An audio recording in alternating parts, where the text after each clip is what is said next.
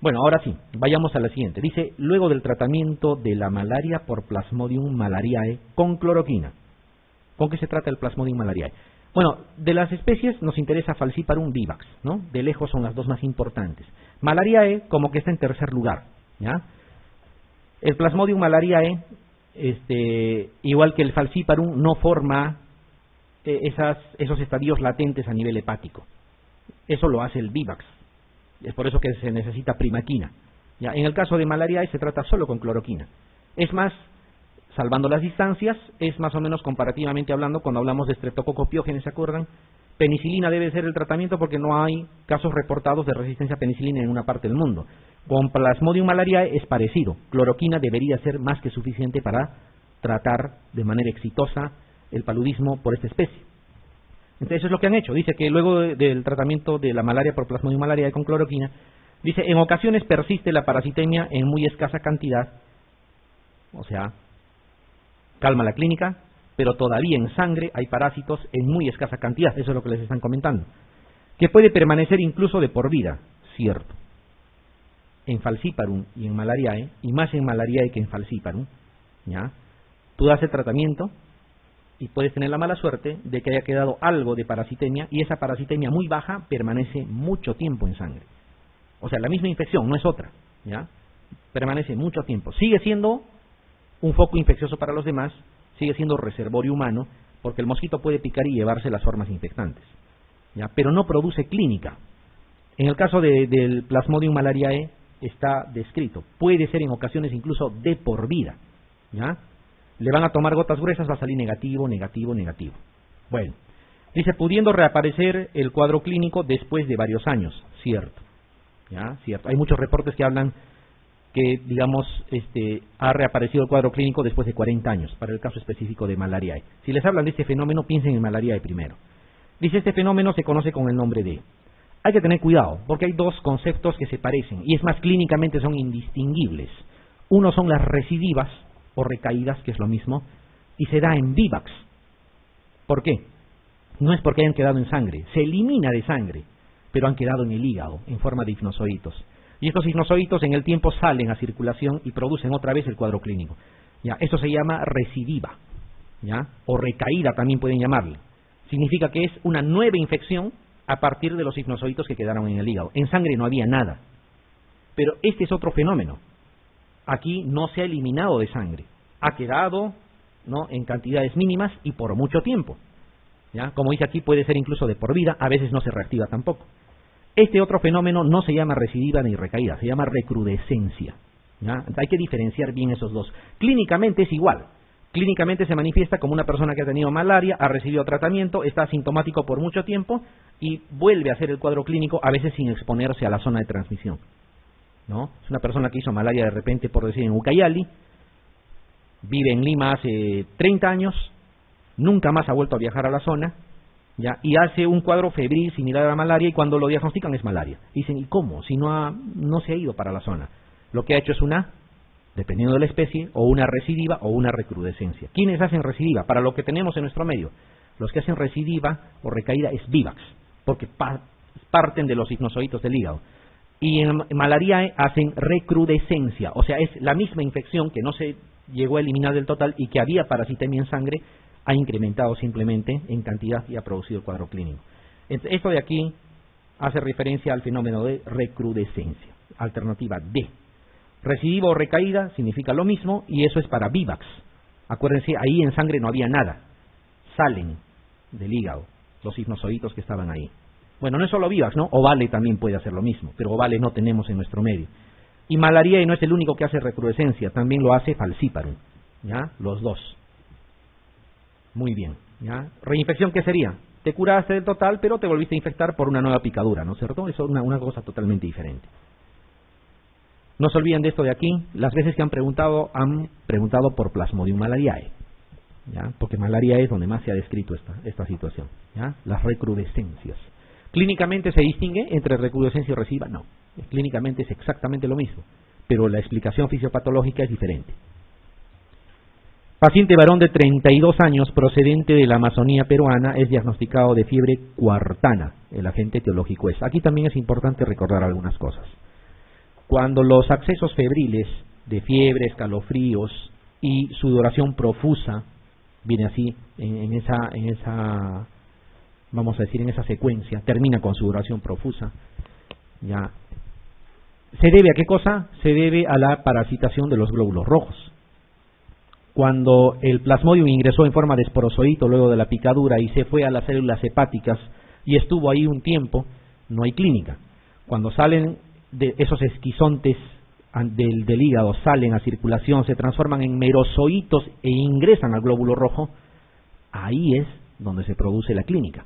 O sea, cuando atacan al glóbulo rojo, cuando destruyen al glóbulo rojo.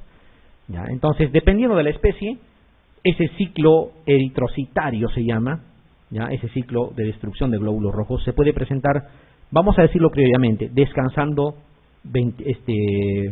48 horas. Por lo tanto, como descansa 48 horas, se da el acceso, 2 días no se da y aparece en el tercer día. A esas se llaman tercianas. ¿Ya? Y tercianas los produce Vivax y Falciparum, hay que acordarse. Vivax y Falciparum, ¿ya? Tercianas. Le llaman terciana benigna al Vivax y terciana maligna al Falciparum. Hay otra especie, ¿ya? Hay otra especie que no descansa 48, sino 72 horas, o sea, un día más. Y como descansa un día más, ya en el cuarto día es que se produce el acceso. O sea, 3 días sin clínica y en el cuarto día nuevamente. Por eso le llaman cuartana. Esto lo hace Plasmodium malariae. ¿Ya? O sea, su ciclo eritrocitario es, vamos a decir, cada 72 horas. O sea, descansa 3 días y aparece nuevamente.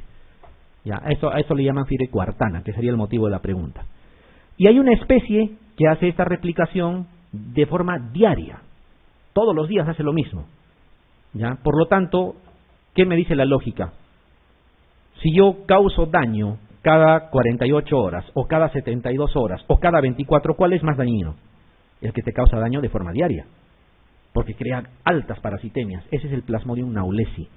Produce la fiebre cotidiana, de forma diaria, ¿ya? La que produce más altas tasas de parasitemia, el Plasmodium naulesi. Y si les preguntaran cuál produce la parasitemia más baja, ¿cuál creen que podría ser? Claro, el malariae, ¿no es cierto? El que produce la fiebre cuartana, porque descansa 3 días y recién ahí parasita nuevamente a los glóbulos rojos. Esas cosas hay que tenerlas en cuenta. Las parasitemias más bajas es por malariae, las más altas es por naulesi. ¿Y por qué les hablo de esas dos? Porque lastimosamente en la gota gruesa el Plasmodium naulesi se ve como si fuera malariae. Tanto así que diagnostican de malariae, dan tratamiento solo con cloroquina, sin embargo el paciente se comporta clínicamente diferente, se complica y hasta puede fallecer. Entonces el Plasmodium naulesi imita al malariae, pero se comporta clínicamente diferente. ¿Ya? En la gota gruesa no hay que confiarse cuando uno diagnostica malariae, hay que tener cuidado. Se ven igual en la gota gruesa.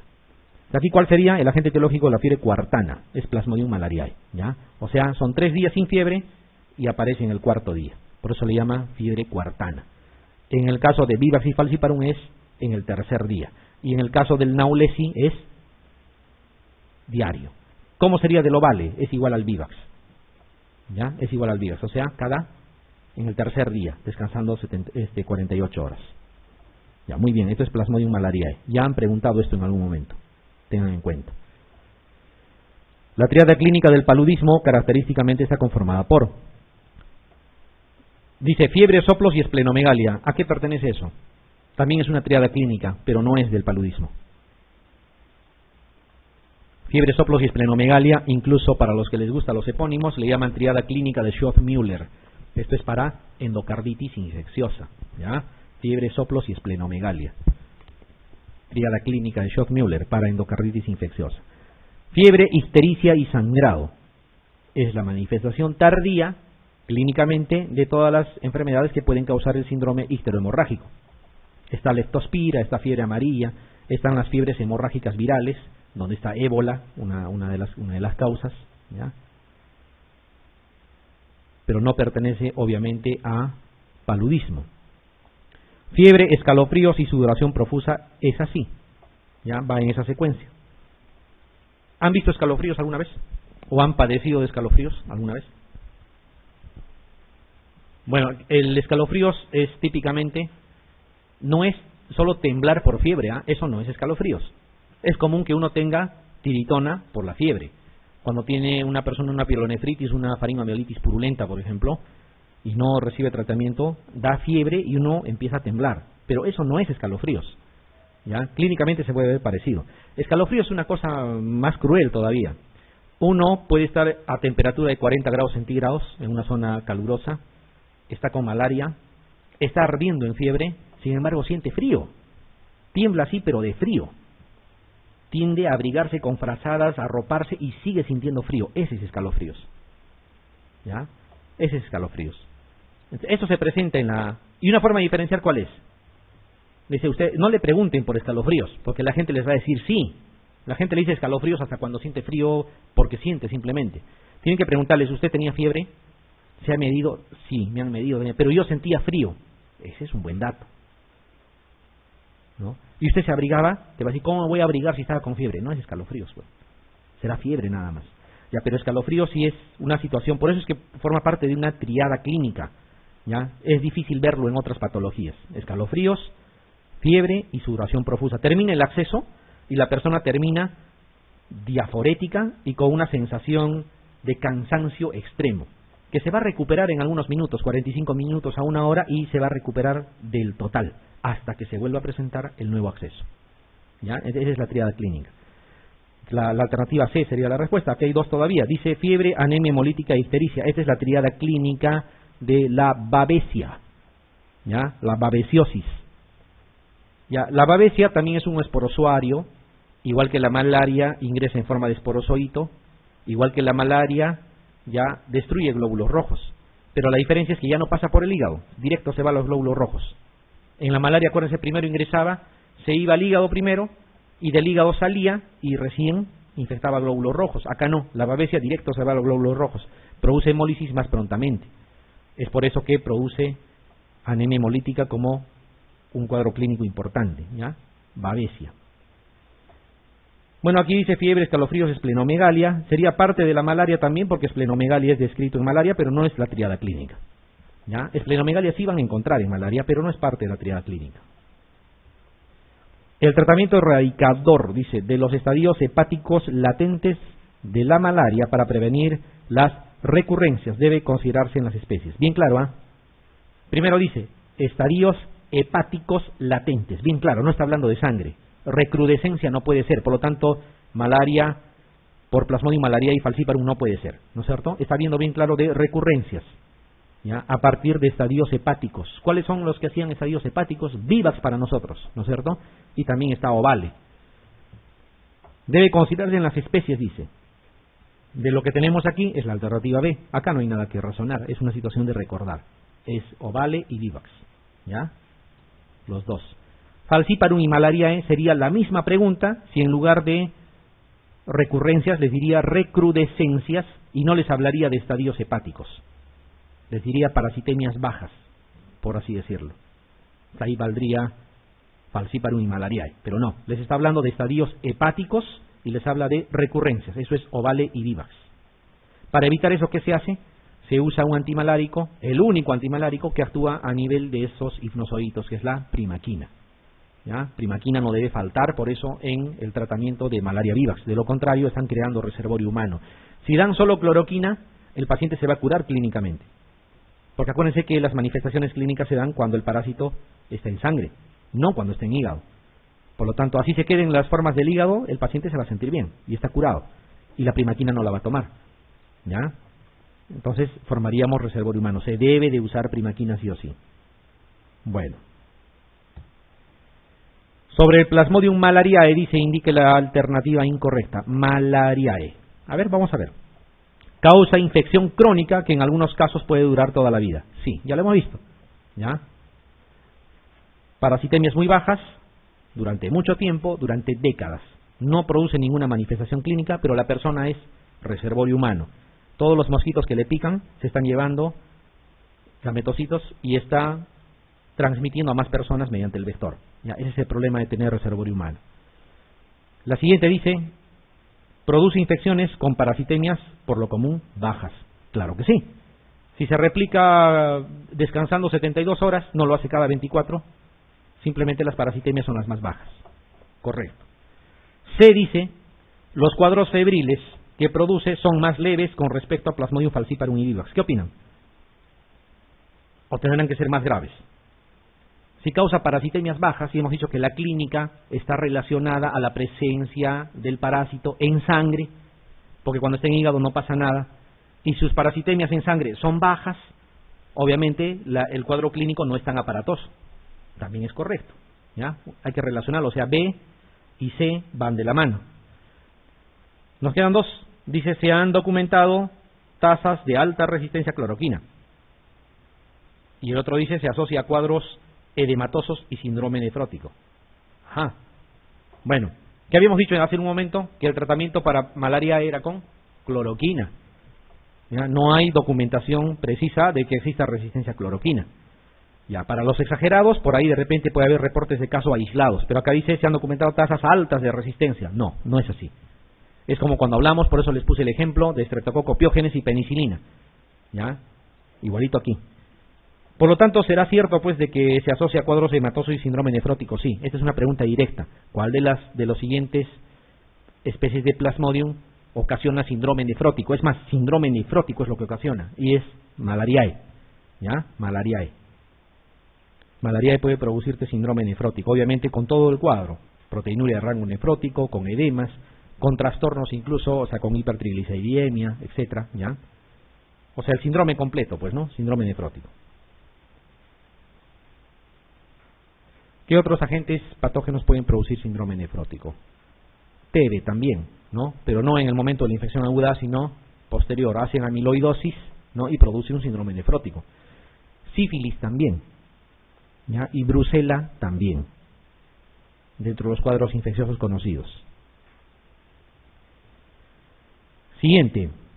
La especie de Plasmodium que ocasiona la fiebre cotidiana, diario, debido a que su ciclo asexual se produce cada 24 horas, además de producir las más altas tasas de parasitemia. Está clarito. ¿Cuál es? Naulesi, así es el Plasmodium naulesi. Ya, no se olviden de esas características y que diferencian las especies. ¿Ya? Hay que acordarse. Naulesi tenemos en nuestro medio, no lo tenemos. ¿Ya? En nuestro medio tenemos Vivax y Falciparum, de lejos. Mucho más Vivax que Falciparum, más o menos 70-30%, más o menos. ¿Ya? Malariae de vez en cuando, ¿ya? Se llama así. Ovale no hay ni siquiera en el continente y Naulesi no lo tenemos tampoco para acá. Estos tres primeros sí, y de lejos que Vivax y Falciparum son los más comunes.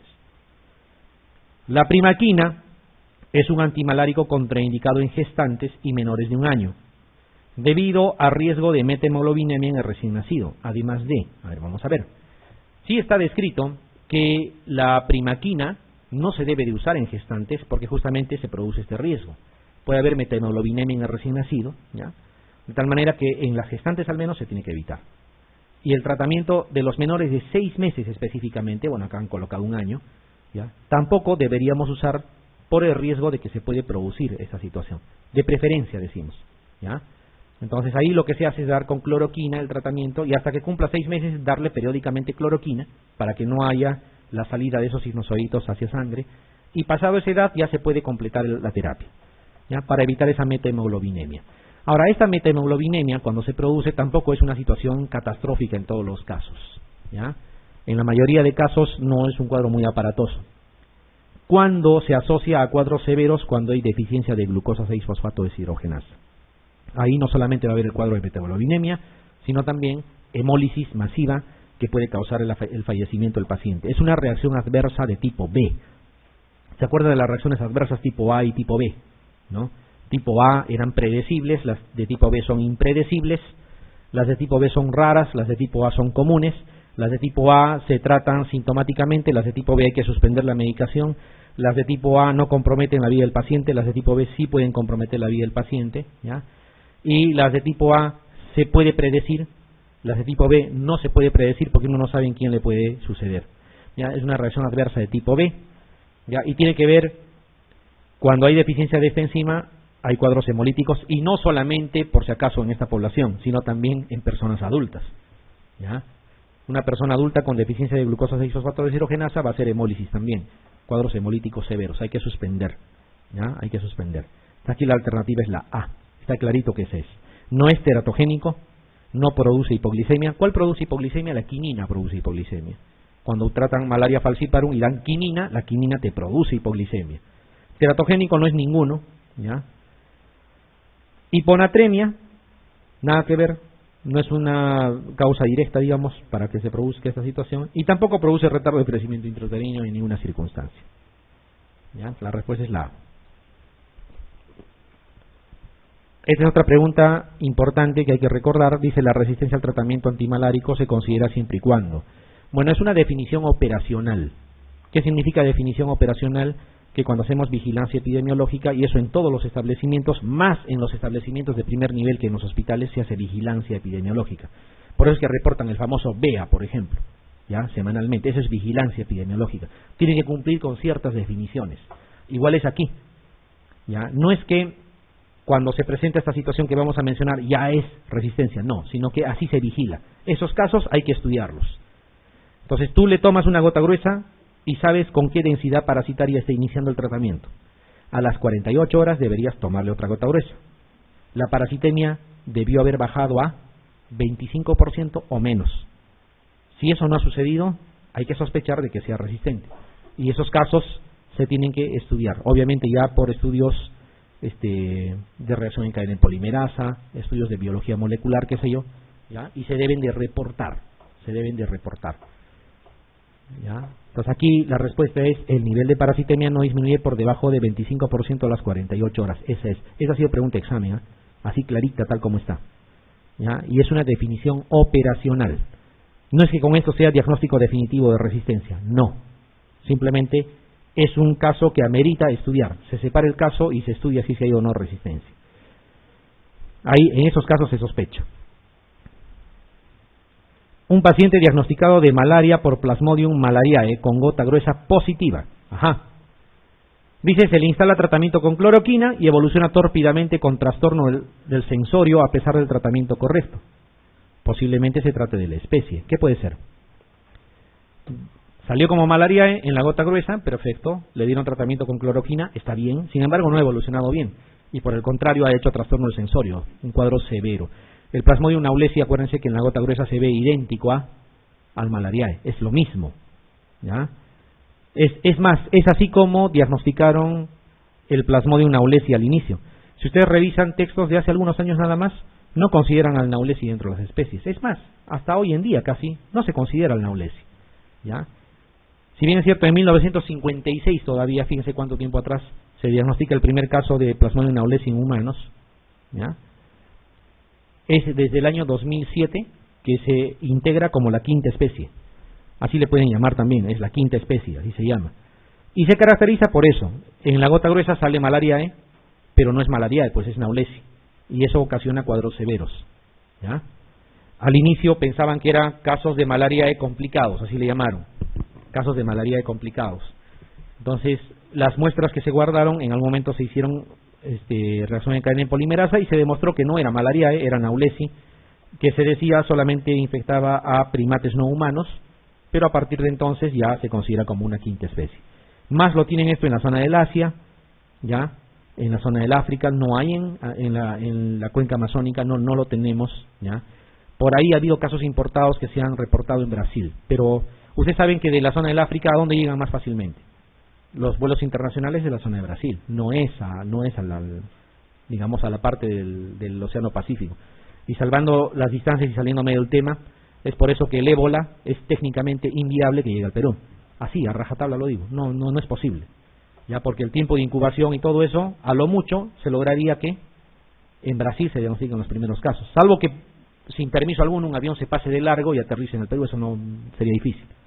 Ya, o sea, no es la ruta habitual, pero Brasil sí pudo haber sido. Ahora, que de Brasil llegue y de ahí se venga para acá, difícil, el tiempo de incubación no es tan prolongado. Por eso que ya nadie habla de ébola, ¿no? Ya nadie habla de ébola. Sin embargo, ¿cuánto habían gastado? 15 millones de soles, ¿no? En hacer los protocolos y todo eso. Como sobra la plata, bueno. Plasmodium naulesi, entonces. Bueno, pero antes de que se me vaya lo del ébola, no voy a decir que por ahí les sirva de algo. De repente algún apasionado por el ébola pregunte en el examen. ¿Saben cómo se transmite el ébola, no es cierto? Ya, el ébola, si bien es cierto, se transmite por contacto en las epidemias, ya, pero el reservorio natural son unos murciélagos. unos murciélagos enormes. Ya ahí está, en el internet pueden buscar, en datos oficiales van a encontrar la especie, el género. Ya tienen tamaños importantes, parecen perros pequeños, son grandes los murciélagos, pero son frugívoros. Pero ¿por qué esto puede transmitirse al humano? Porque hay tribus que se alimentan de la carne de estos animales, ¿ya? Y como lo comen de forma cruda y comparten también secreciones, ¿ya? Y fácilmente se puede transmitir. Por eso cuando hay un pequeño brote se sopla a toda la población de las aldeas, de esas zonas. Pero ahí queda, ¿ya? Ahí queda. Y cuando miren el mapa del África, donde ha habido ébola y donde no, van a darse cuenta que, salvando las distancias, es como que hubiera habido, digamos, en Chile, en Paraguay, en Bolivia, en Perú no hay, y otra vez en Ecuador, en Colombia sí. O sea, ¿cuál es la explicación para que no haya en esa zona? Hay una zona importante del África que está en el medio de la zona del brote y no tiene ébola. Lo que pasa es que es zona de guerra y está deforestado, por lo tanto esos murciélagos no están ahí. ¿Ya? Es un dato interesante, pero así está descrito. Entonces, que llegue acá, difícil, ¿ya? Es más, ya pasó la fiebre, ¿no? De estar pensando si puede o no llegar. Chikungunya sí puede llegar, a pesar que nadie habla, porque tenemos el vector, tenemos las condiciones, tenemos todo, y es fácil, ¿ya? Pero hasta ahora no tenemos casos todavía autóctonos. Bueno, ya, ahí está, Plasmodium aulesi. Reinsertémonos en lo que estamos hablando. Dice, ¿cuál es el esquema de tratamiento de malaria por Plasmodium vivax en gestantes? ¿Cuál es el tratamiento que no se daba? ¿Qué cosa se debía evitar? Primaquina, no dar en gestantes. Miren, voy a intentar resolver solamente sabiendo ese concepto, porque puede pasar que uno llegue al examen así. Yo puedo recordar que primaquina no se da, no me alcanzó tiempo porque tengo 50.000 cosas que leer para estar recordando dosis, cuánto tiempo, etcétera. Ya, con ese concepto nada más, que primaquina no se da, voy a intentar resolver la pregunta. Mefloquina dice, descartado. ¿Cómo se trata el Plasmodium vivax? Cloroquina más primaquina, ¿no es cierto? Acá dice mefloquina, descartada la alternativa A. B, considera cloroquina, perfecto. Suponiendo que ni me acuerde del tiempo, perfecto, no me acuerdo, no sé si será por 3 días, pero dice cloroquina. Pero dice más primaquina, dice que primaquina no se debe dar. Descartado la A y la B, solo con el concepto. Alternativa C, cloroquina nuevamente, ¿ya? Luego cloroquina semanal, o sea, sigue con cloroquina, y dice posparto primaquina. Más o menos me parece lógico, ¿no? Porque no le voy a dar durante el embarazo la primaquina, ¿ya? Voy a dejarlo por ahí. La C, no lo puedo descartar del total. La D dice cloroquina nada más. Y lo dejo así. ¿Qué pasa si solo le doy cloroquina a una persona infectada por vivax? Se va a quedar con sus sinusoides y va a transformarse en reservorio. Y el otro dice sulfadoxina piribetamina, que tampoco es para vivax. Entonces está entre la C y la D, ¿ya? Entonces, ¿cómo descarto entre la C y la D? Voy a analizar, o vamos a analizar, mejor dicho. O sea, ya he descartado lo demás, o es C o es D. ¿Cuál es la diferencia? La C dice, dale cloroquina durante el embarazo y ya en el puerperio, dale primaquina. La D dice, dale cloroquina nada más y olvídate, ¿ya? Entonces, ¿en qué consiste la situación? El tratamiento por vivax, tú tienes que erradicar los estadios hepáticos, sí o sí. Cuando no eliminas los estadios hepáticos, clínicamente la curas a la paciente, o al paciente como quieran, y del hígado van a salir esos hipnozoitos. Y no en 40 años como en el caso del malariae, es más pronto, ¿ya? Van a salir y va a volverse a dar el cuadro clínico. Es por eso que el tratamiento de vivax es cloroquina más primaquina, necesariamente, ¿ya? Pero ¿qué pasa? Que la primaquina es potencialmente tóxica para la gestante y para el producto, ¿ya? Entonces, ¿qué cosa debería yo de hacer? Si le doy solo cloroquina, le dejo, miren, le doy 3 días. ¿Qué va a suceder? Le doy 3 días, clínicamente mejora, ¿ya? Y no, esos hipnozoitos pueden volver a salir o no. ¿Durante la gestación podrían volver a salir o no? Claro que sí. ¿No les parece un poco más completo la C? Le doy cloroquina por 3 días, perfecto, igual que la anterior, la curo. Pero luego le voy a dar cloroquina semanal, solamente una vez por semana. ¿Para qué? Por si acaso que me salgan esos hipnozoitos, los estoy matando con la cloroquina. Termina el embarazo, perdón. En el parto ya no hay riesgo de metamolobinemia de recién nacido, ¿ya? Y posparto ya, como todavía sé que tiene los hipnozoitos en el hígado, le doy la primaquina, y en realidad ese es el esquema, ¿ya? Eso es lo que se hace, es la alternativa C, ¿ya? ¿Entre qué consiste? Miren, le doy la cloroquina 3 días, ya un poco profundizando la cosa. Las tabletas vienen de 250 miligramos y cada 250 miligramos tienen 150 de cloroquina base. Eso es un detalle que no tiene mucha importancia. Ya en el adulto se da 4-4-2, o sea 4 tabletas el primer día, 4 el segundo, y luego bajas a la mitad en el tercer día. Con eso se supone la persona ya lo tiene clínica. Ya no tiene fiebre, no tiene escalofríos, está curada clínicamente. ¿Pero con qué se ha quedado? Con los hipnozoitos. Los hipnozoitos van a salir periódicamente a sangre y se van a multiplicar, van a invadir glóbulos rojos y van a causar otra vez un cuadro de malaria. Entonces, ante la eventualidad que puedan salir, ¿qué es lo que va a suceder? Yo le voy a dar semanalmente cloroquina. Y le doy así, cloroquina esta semana, a la próxima semana otra vez cloroquina, y así la mantengo asintomática. Pero acuérdense, sigue con sus hipnozoitos en el hígado.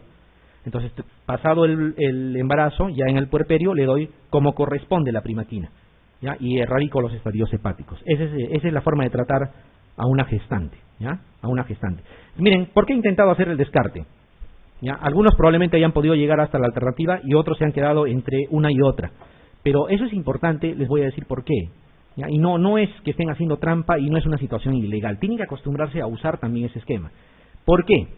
¿No les ha pasado alguna vez, no necesariamente postulando lo que van a postular, pero no les ha pasado alguna vez que por una pregunta se les ha quemado la película? O sea, una pregunta más hubiera hecho y mi situación sería diferente. ¿Nunca les ha pasado así en un examen? ¿Ya? Entonces, ¿qué es lo que sucede? Una pregunta que puedan acertar es válido, ¿ya? Y descartar entre 5, hay, ¿cuánto? 20% de posibilidades de acertar. Descartar entre 2, hay 50% de posibilidades de acertar. Así marquen cualquiera de los dos. Y si saben descartar bien, pueden llegar a la alternativa. Por eso es que dentro de lo que estamos preparando y lo que tenemos programado, vamos a tener una clase que es netamente de técnicas de descarte. Y no está mal, se tiene que hacer, ¿ya? Hay palabras que te dicen directo, esta no es la alternativa, solamente mirando, ¿ya? Hay técnicas, son 17 técnicas más o menos de descarte. Algunas no son aplicables para nosotros, ya se aplican en otro tipo de exámenes, en el MIR, por ejemplo, porque tiene que ver con imágenes, con algunas cosas que acá no plantean. Ya, pero más o menos son 10 técnicas de descarte que sí se pueden aplicar acá. ¿Ya? Y es más, lo vamos a desarrollar con exámenes tomados de acá, con exámenes tomados por el CONAREME acá, ¿ya? Y cometen los mismos errores que cometen los que plantean el examen de MIR. Errores me refiero a que al intentar hacer la pregunta te están dejando pistas, ¿ya? Qué cosas debes marcar y qué cosas no debes de marcar, ¿ya? Pero eso es una situación del final, ¿ya? Que les va a dar algún plus, sí. Que les diera unas 5 preguntas yo estaría contento, es demasiado. 5 preguntas, ¿cuántos puestos es en el ranking? 200 puestos de repente, es bastante, con todos los empates, ¿ya? Pero eso es al final, porque si no van a querer descartar desde ahora y no es la idea. Al final vamos a hacer eso.